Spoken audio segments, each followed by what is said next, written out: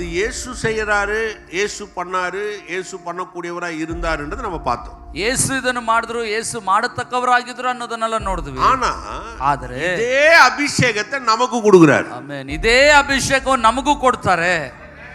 நீங்க என்ன நினைச்சிட்டீங்க? இவ்வளவு நேரம் இயேசு பண்ணாரு, இயேசு பண்ணுவாரு பாஸ்டர், இயேசு செய்வாருன்னா நினைச்சிருப்பீங்க. ಇಷ್ಟೊತ್ತು ನೀವೇನ್ ನೆನೆಸಿದ್ದೀರಾ? ಯೇಸು ಮಾಡಿದ್ರು, ಯೇಸುವಿಂದ ಮಾಡ್ಲಿಕ್ಕೆ ಸಾಧ್ಯ, ಯೇಸು ಮಾತ್ರ ಮಾಡಿದ್ರು ಅನ್ನೋದು ತಿಳಿದಿದ್ರಿ?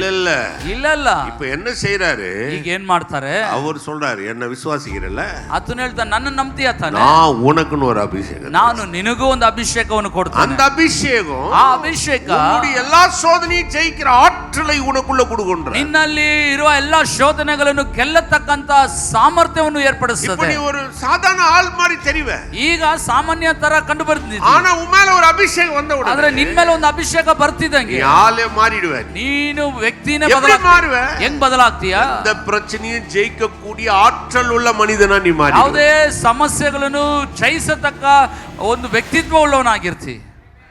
ಅದು ಬೇರೆ புரியுது.